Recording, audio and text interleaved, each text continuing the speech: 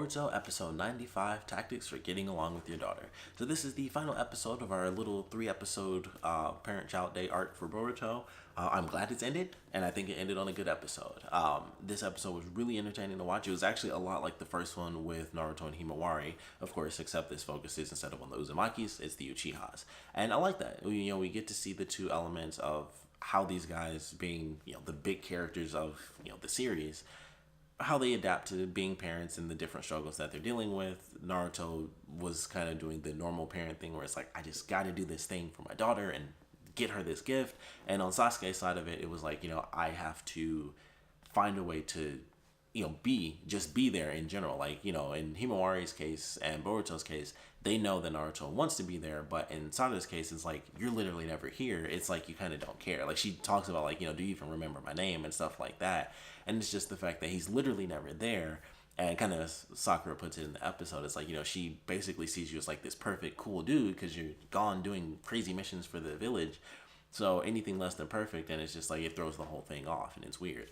So I thought it was interesting watching that. And of course, we get, flashbacks that we've seen probably like 8 trillion times at this point. But in this episode, it was okay. It's been a minute too. So I was like, all right, no big deal. I'm not like annoyed. I'm seeing Itachi do that freaking move where he flips in the air and hits the one behind the rock. I don't know how many times I've seen that exact freaking flashback. But it was okay in this episode. It was fine. And plus, I finally freaking figured out why the Sharingan actually applied there. Because it always blew my mind. I was like, how does the Sharingan make him throw shuriken better? And then I finally realized in this episode that the reason the Sharingan works in that situation is because he knows where he has to throw the shuriken, or the kunai in that case. And so he's watching where the kunai are going to end up as he throws his second set of kunai to reflect off of each other. And I was like, because I was like, that makes no sense to me, because the Byakugan has 360-degree vision, so that made sense. But the Sharingan doesn't. So I was like, I don't understand how that makes any sense. But he knew where they all were, so he knew how he had to do it. And so it's like, if I hit it at this angle, because they do like ninja math, then that'll make it reflect perfectly. So if he uses the Sharingan, he can see where they're going to be before they get there. And I finally understood that, because that always blew my mind. I was always like, that I don't understand how the Sharingan helps in that situation, because it always seemed like he could see behind the rock, and I'm like, I know that's not how the Sharingan works, at least not the basic form. But I finally freaking understood it. Granted, at the very end, after Sadara like cut the rope and it was falling off the waterfall, she did also use the Sharingan, and they show that the log had already like fallen off. So I'm like, I guess it helps a little bit with all that stuff. I don't know. But it was still cool. I was like, all right, I finally figured that out. Plus the flashbacks made sense in this episode where they show Sasuke with Itachi and Sasuke with his dad and getting that affirmation, after he helped Sadara get hers. They show him getting his from his father when he was a kid, and his dad's like, that's my boy, and he was proud of him. So I liked the episode. I liked it for that. Sakura even mentions that, where it's like, I think all she wants is kind of the same thing you ever wanted from your dad and Itachi. So I thought that was cool. I like the way it was handled. Boruto helps Sadara, where it's like, just tell him exactly what you want. And, it's like, he might not get you, but, do you get him? So just tell him how you feel and, try to balance it out that way. So I thought it was a good episode. I like the way it was handled. Shino was in there. He was literally in a post-credit sequence of him just being with the doll. So just another funny moment with him. Had no relevance like I thought it was going to, but he was just there again. But I liked it. I thought it was cool. I liked the episode. I thought it was surprisingly good as far as the emotions go. And it was like, this is cool. I like getting to see this character in a totally brand new light. Speaking of which, Kakashi made like no sense in this episode, but I still loved it. He was like transforming into young Sasuke and young Sakura. Made no sense why he would use makeout tactics, because he's literally been reading this story since the original series. And Sasuke also knew, like, they know what the books are for. They know, like, Jiraiya wrote those books. They know they're like porn. Like, that's basically what it is. That's like the joke about the series, the tactics series, or the makeout series. So it was like, why did Sasuke listen to him to begin with? Like, he should know exactly what this book is for. But that just showed how like weird and like antisocial he'd always been. Like, he paid so little attention to this book. And once again, Kakashi should have known that there's no reason to use that book to help a guy bond with his daughter. And he's telling him tactics like calling her Peanut and doing like the jacket thing and her being cold and stuff. And it was just like, why is Kakashi telling him any of this stuff? It makes no sense. But it was still really funny to me. And then at the end, it was just like, yeah, I guess an uncle could never really know your daughter's thoughts and feelings. And it was just like, why is he helping then? Why is he doing? Why is he doing any of that? But it was funny because I was just like, this is just ridiculous and doesn't seem to fit Kakashi. Like, it seemed like at this point he's becoming like Jiraiya, just a little bit not as perverted, but just silly. Where it's just like, excuse me, like I already went through war. I got two normal eyes again. I can show both of them off all the time. No big deal. I'm just being crazy and silly Kakashi now. And that's what it seemed like he was in this episode. And I was like, this feel like it doesn't fit, but it was just so silly and over the top and funny to me. I just didn't care. I was like, this is just fun to watch. It was just ridiculous. But I like the episode as a whole. Of course, after everything works out between Sasuke and Sarada, she actually ends up helping Boruto by telling him to pretty much listen to his own advice and just tell Naruto what he wants. So I like the way the episode ended as well, where Naruto gets home and he's talking to Boruto like, hey, sorry I didn't make time for you. And Boruto does his normal thing like, no big deal. And then we find out that Naruto actually bought the parent-child weapon from Ten Shop, because that's where they actually go in the beginning of the episode. When Sasuke and Sakura see them, Himawari is like, oh, maybe this shop will have it or something. And then they kind of cut off what Naruto says, and he's like, I think that's, or he's like, isn't that, and then they just have him walk to the store. It was Ten Shop. Like, I could tell from how it looked. I was like, oh, they're going back to Ten Shop, and that's why he recognized it.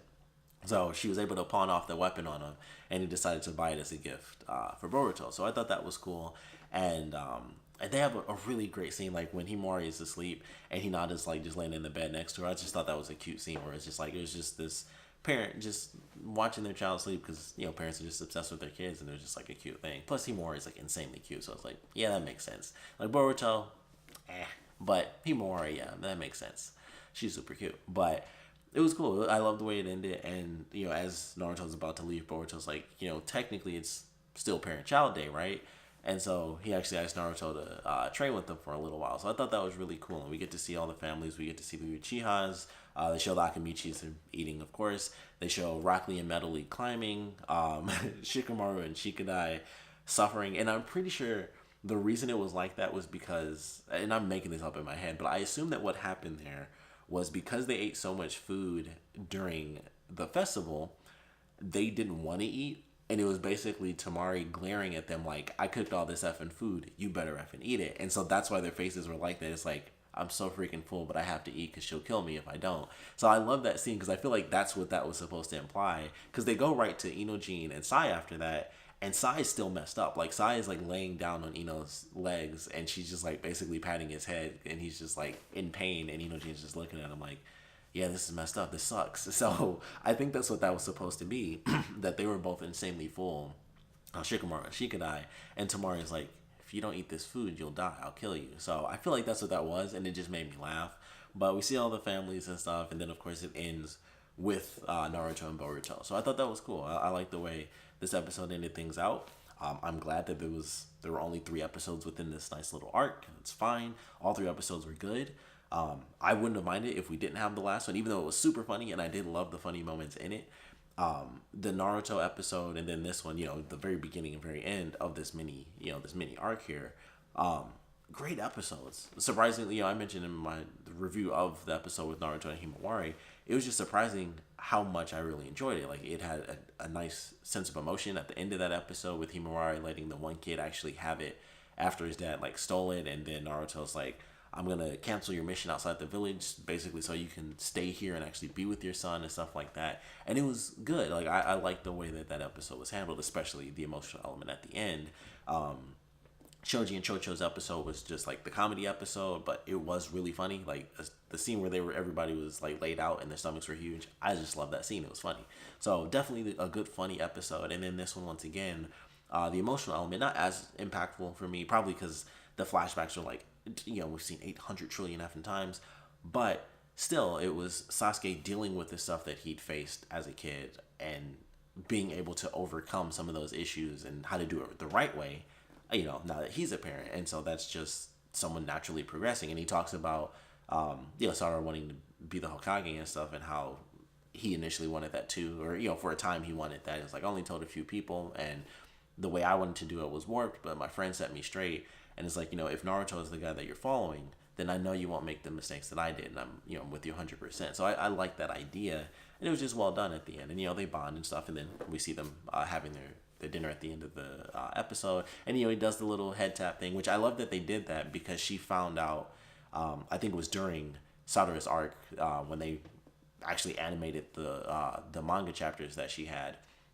That's, I believe, when she found that out, like the head tap thing. So when he did it, she already remembered what it meant because Sakura was the one that told her, like, when he does that, it's because of this thing. It's what what Itachi used to do to him, and it symbolizes his love for you and the promises that he makes. So I thought it was really cool that he did that at the end, and she it was like she'd already learned the lesson as to what that meant after asking her mom, and so when he did it, she knew exactly what that meant. Like, you see her blush after he does it. So I thought that was actually really cool. But enjoyed the episode.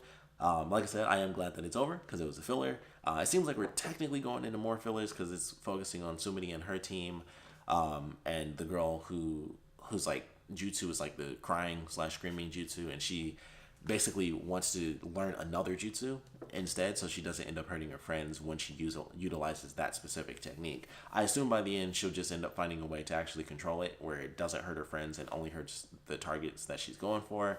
That's just my theory on it. I don't think I care either way, if I'm being completely honest, because they're just filler characters and they kind of don't matter that much. But it'll be cool. It'll be cool, especially Hanabi being their sensei, which I always forget about. Like, when they showed that, I was like, why are they training with Hanabi? And then I was like, oh yeah, that's their sensei. Like, she's never there when they do like the team stuff. She never shows up. Everybody's always there. You see Konohamaru, you see Moegi and stuff like that. You see everybody, especially even in their outfits. She's never there. She's always at home, and she's like in her garb and everything, looking super fancy. And I always forget. I'm like, oh yeah, like I knew she was an adult, but I forgot that she's like is training kids. So it was funny seeing that in the promo. I was like, oh yeah. I thought they just happened to. I thought Boruto was like, oh, you should go to my aunt. She's cool. And then I was like, oh no, that is their sensei. Like, that's why they're training with her. So I thought that was funny because I was like, yeah, they show her so little. They showed them in general so little. They weren't even in the parent-child day thing because they would have had to have made up fake parents for these characters that really don't mean that much. So there's that. But it was like, okay, we'll get to see Anabi, so that's cool.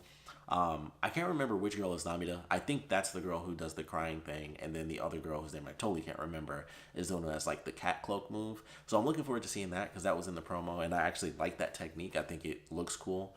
So I was like, all right, I'm fine seeing that, even if it's just like training sparring. I'm still okay seeing that because I think it'll visually at least look cool. It seemed like it would be kind of cool from the promo. So I'm looking forward to seeing some of that, at least a little bit of action there. But good episode. I was pleasantly surprised by this one. I figured I'd enjoy it at least a little bit more because it focused on Sasuke, who we never see. But I was like, all right, that was good. Flashbacks we've seen like 8 trillion times. They actually were okay. They didn't annoy me. It's been forever, so of course it was like it didn't bug me nearly as much as like, cool, I saw this like 2 months ago. Stuff like that with Shippuden, where it's like same flashback after same flashback, especially between Sasuke and Itachi. Like, that flashback has been in so many episodes because there's so much on that relationship, within the series of Sasuke and Itachi. So the amount of times we've seen that is just astounding. Like, I wish I had an actual memory of how many times in my head I've seen that actual freaking flashback just from watching the series from the beginning. I would love to know the actual count, how many times that flashback shows up. But still a good episode. Of course, we'd love to know what you guys thought about this one, so please put your comments down in the comment section below. Let me know your favorite parts about it, your least favorite parts about it.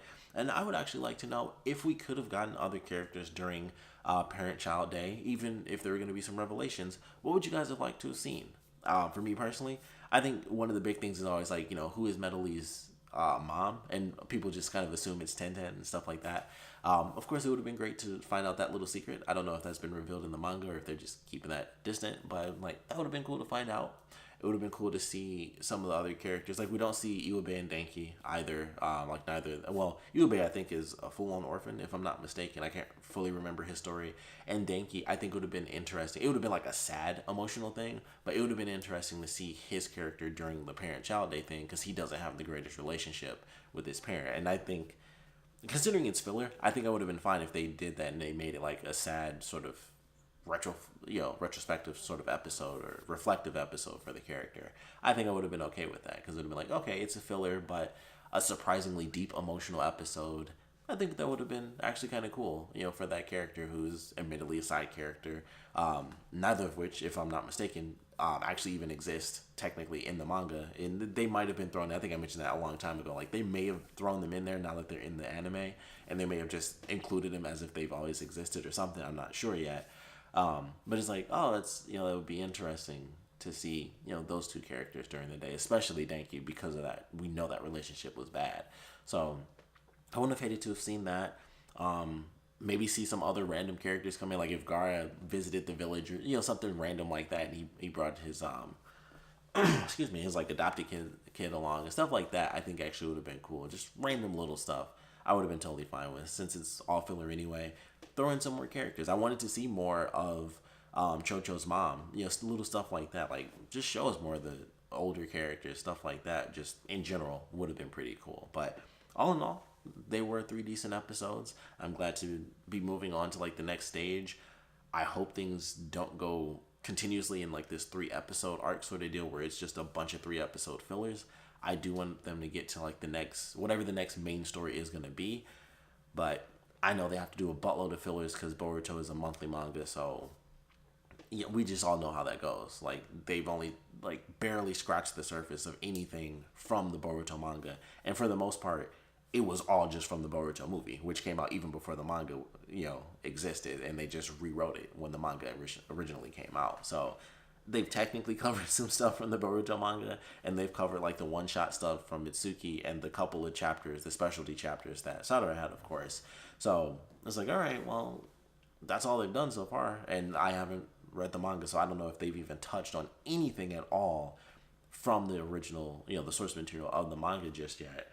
But for now, it's just filler after filler, and so we'll see what happens. Hopefully, it's not too crazy, and eventually we get going. Even if it's most likely it'll be a filler arc anyway, but even if it goes into like a decent story for another filler arc, I'll be fine with that. So hopefully, that's what we're looking forward to after tomorrow's episode. But that's I can only hope. So that's all there pretty much is to it. But like I said, we'd love to know what you guys thought about this episode. So please put your comments down in the comment section below, and of course, thanks for watching.